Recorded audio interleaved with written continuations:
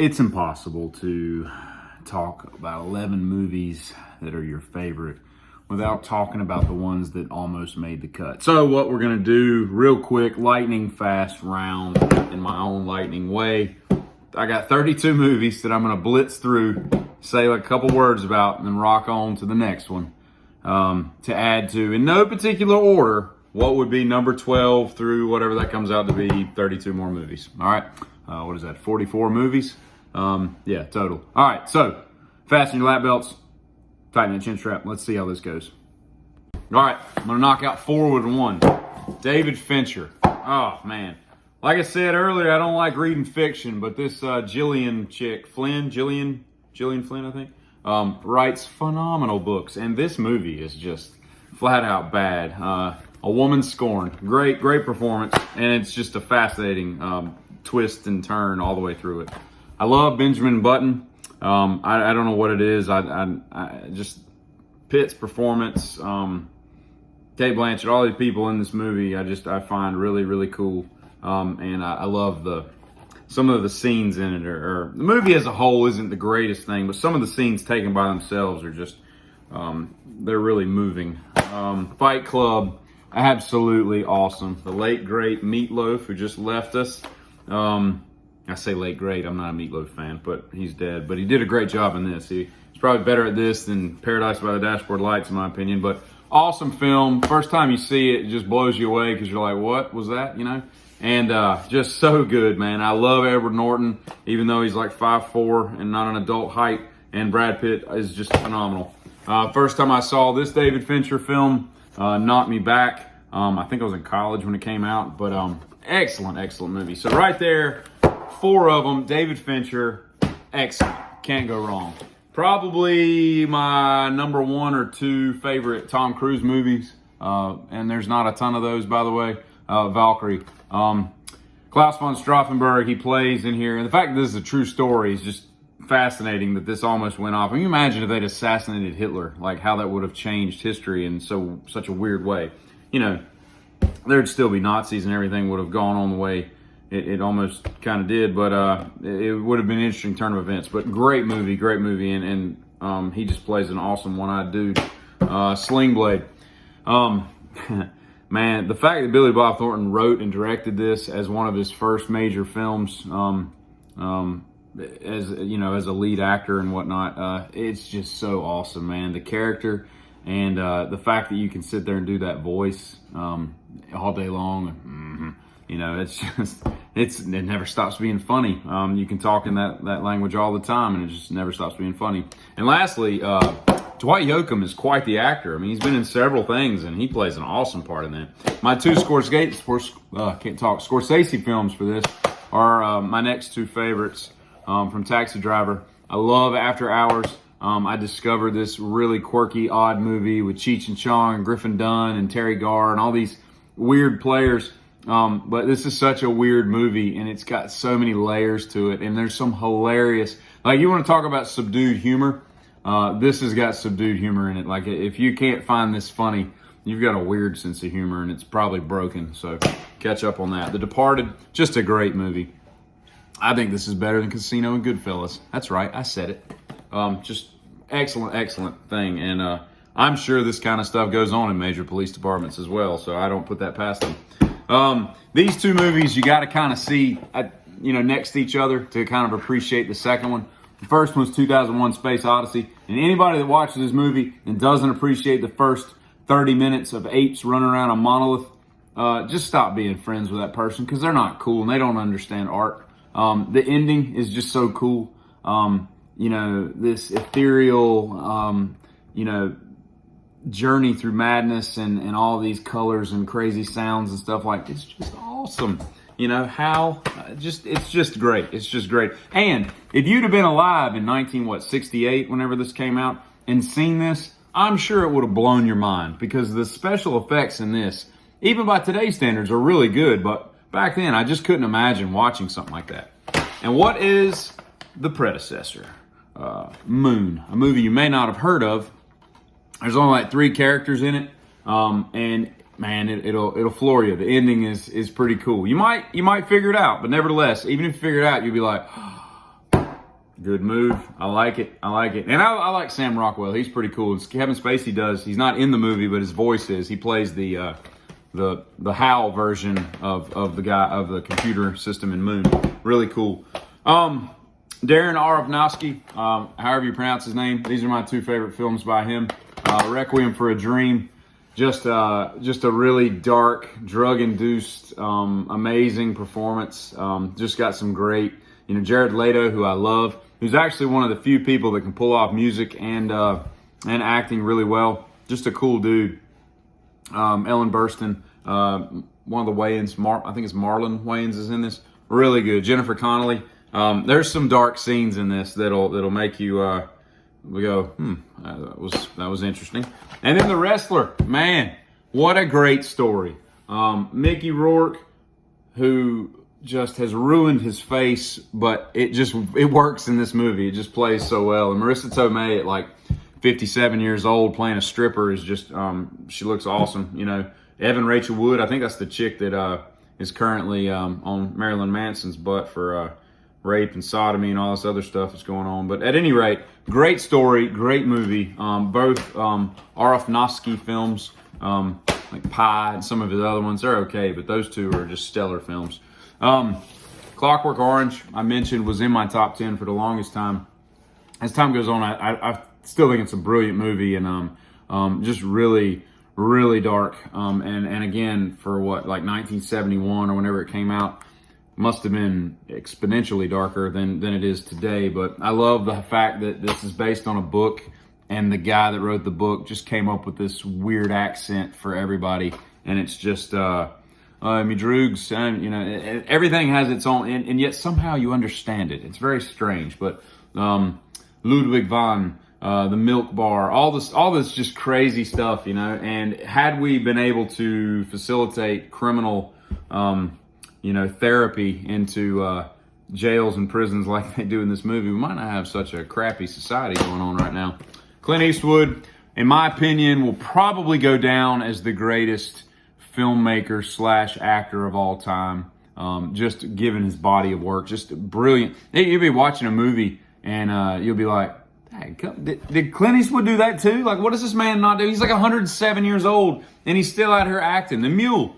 I mean, it ended kind of weird. It just kind of ended, and but it was a good movie, and I love movies that are based on true stories, so that's kind of cool. But I really like Gran Torino. It's just I just love this dude. He reminds me of my granddad in a lot of ways, but I don't know, man. It's just there's just something about his character that I can appreciate, and I like how the story ends. And even though Torinos are not really what you would want to have gifted to you after someone dies. If I'm giving away a spoiler, sorry, he dies.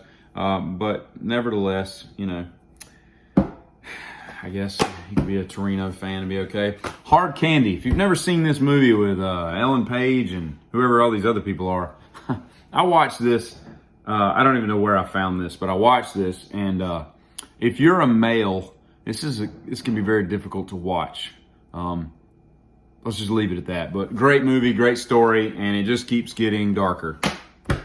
There's a theme here. I like dark, loneliness, all this stuff. And speaking of dark, we have Christian Bale as Patrick Bateman in American Psycho. The first time I saw this, I was floored. I was like, oh, this is a great movie. I love the fact that, when he talks about like Huey Lewis's sports album, and he starts going off on these rants about stuff. That's like how I talk to my friends about music, the ones that are into music. We break down albums and stuff like that, just like that. So when I saw that stuff, I was like, that's me, except I'm not killing people in a rain suit in my apartment. But awesome 80s excess movie. I mean, everybody in there, you see this card? That's bone, It's just, it just bleeds the 80s, but he did a great job in this. And Christian Bale's just a great actor all the way around.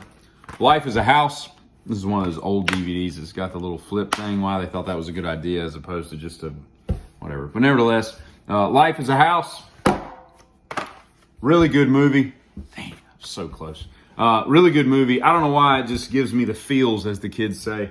I love the story. Dude's dying of cancer. He's got this, just broken down relationship with his son, who he invites to come live with him. They decide to just rebuild the house. And there's a lot of thematic things through it. There's a lot of symbolism and whatnot. And there's some really, really deep moments in this movie that just kind of rip at your heart. Yeah, I was looking at myself, but it's over on this side. Really good movie. I like it. King California. If you've never seen this, another Evan Rachel Wood. Who knew I had two Evan Rachel Wood movies in here? But Michael Douglas plays an awesome, awesome part here. He gets out of a loony bin, goes to hang out with his daughter, and he's convinced that some conquistadors, buried some doubloons, Spanish treasure underneath this California area Costco. So they've got to break in and dig up a Costco to get these doubloons. And it sounds stupid, but again, I don't know where I found this movie, but when I watched it, I was just like, this is so cool. And it really is a good movie. There's some funny parts in it, but Douglas just plays an awesome part. I was really impressed. And I'm not an enormous Michael Douglas fan. He did some cool stuff, but nevertheless. Jacob's Ladder, really dark film. Reminds you of in fact, when I saw later on, this came out in like 1990. Same guy directed Fatal Attraction, believe it or not. Another great movie, which one of the ones I'll give Michael Douglas a pass on. Just a great movie.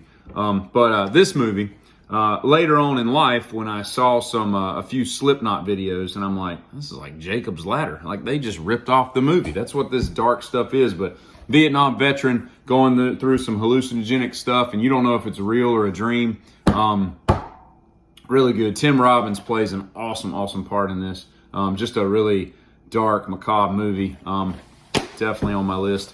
One of the newer films that I've seen recently that I saw in the theater and I've seen probably 6 times since, Ford versus Ferrari. Oh, gosh, man.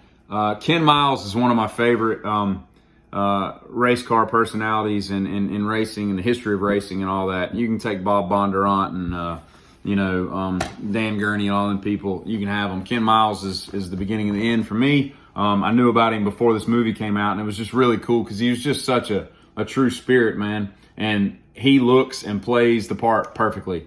But the star of this movie is the GT40.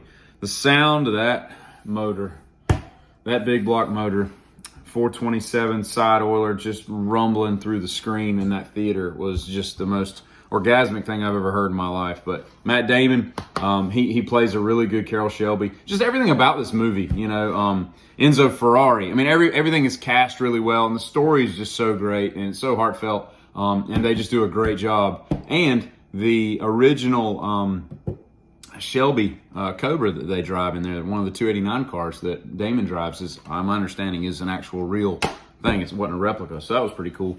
Up in the Air, George Clooney, I think, phenomenal actor, weird dude in real life, but phenomenal actor. I don't know what it is about this movie, but it was odd that they have people that go around the country firing people, and apparently that is kind of a real thing for corporations. But talk about leadership, that's what you want to do, bring in somebody else outside. But nevertheless, really cool movie, a guy without a home kind of thing, and he meets all these spirits that he crosses his path with, and then this young girl, Anna Kendricks, I think is her name, comes along and kind of teaches him a little bit more about himself. But I don't know why I like it, but I just do.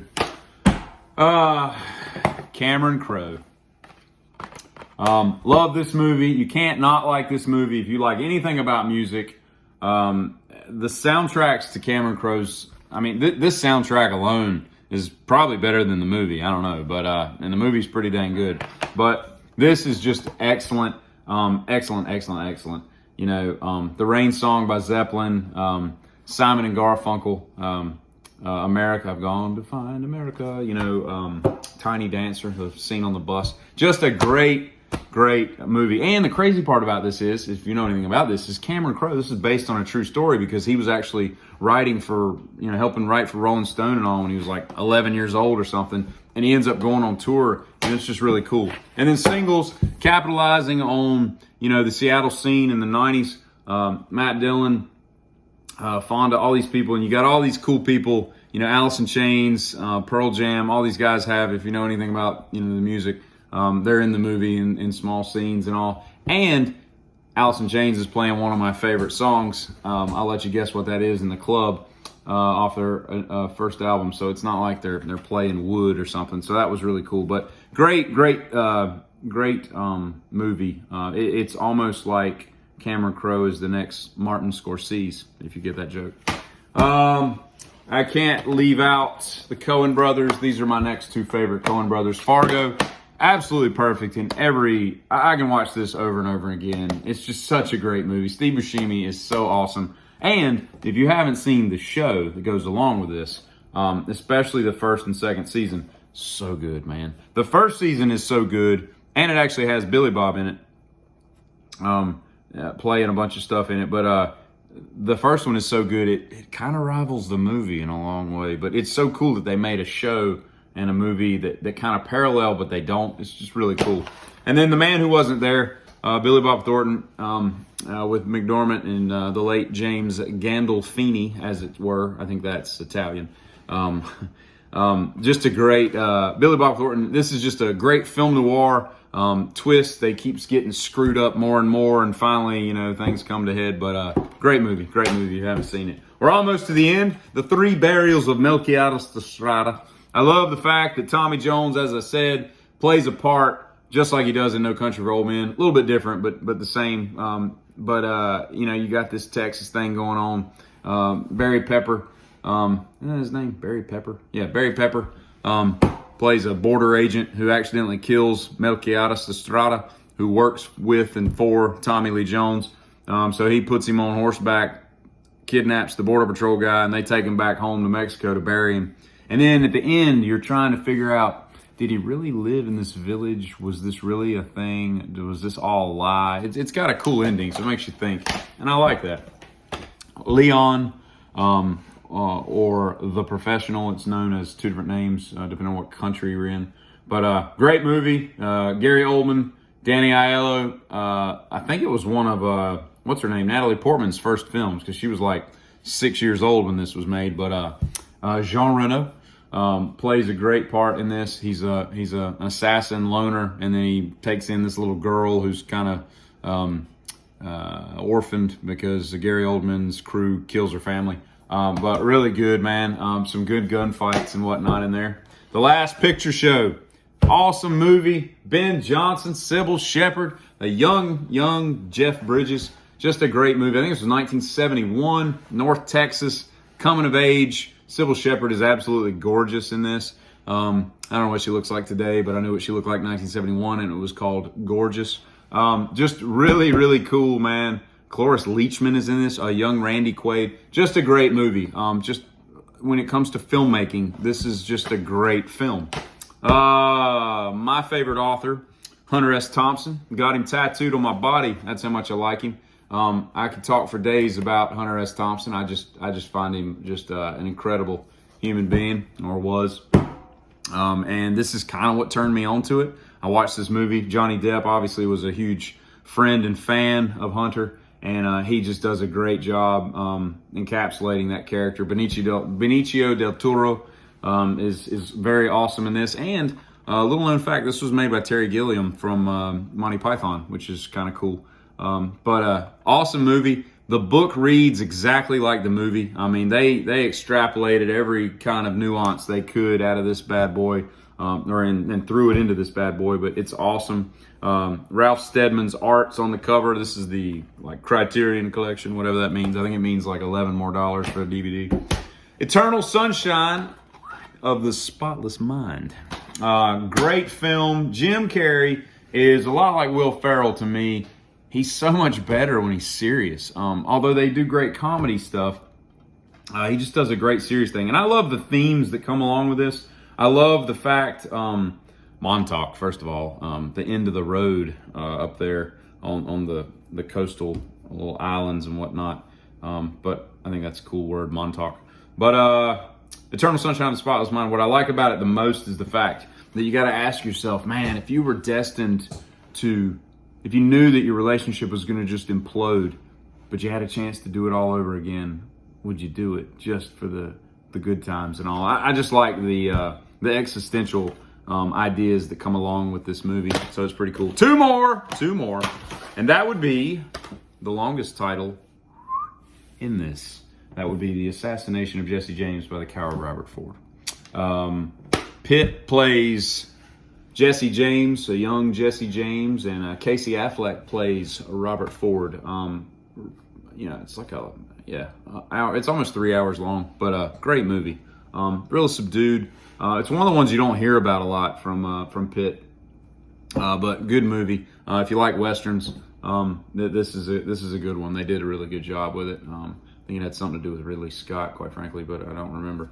And last but not least, this one's just a fun 80s movie that just makes me, I don't know, there's just a vibe about it. I love the score that goes through it. It's real like, it's got this weird haunting like keyboard type thing that goes through it. But it would be Risky Business by Tom Cruise. Probably, along with Valkyrie, I think this is probably my favorite film by him because he's so young. He plays such a Joel Goodson. He plays just such a good part.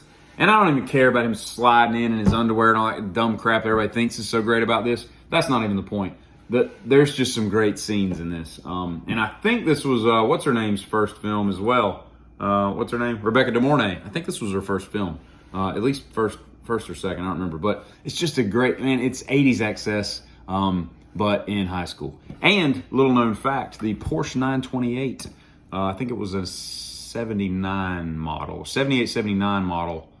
I think they started in 78 with the Porsche 928, which was supposed to replace the 911, but it didn't. Front engine V8 Porsche, going to replace the rear air-cooled 911, nevertheless. But the one that was in here that he drives and somehow a Cadillac, Coupe de Ville keeps up with it, it actually just sold at like Barrett Jackson or something late last year for like $1.4 million. Now that was like an $80,000-ish car in today's money in 1979. And it went for $1.4 million. Same paint, same everything. It had like 120,000 miles, I think, something like that. But it was actually, another little known fact, the car that Tom Cruise learned to drive a manual transmission. So that's kind of cool. And also, the fact that it was a manual transmission is kind of cool because like 80% of the 928s that were made back then and throughout its life up into the early 90s with the 928S were automatics. And that's just crap. So, bam! There's 32 more movies for you. 21 minutes, 58 seconds. Giddy up.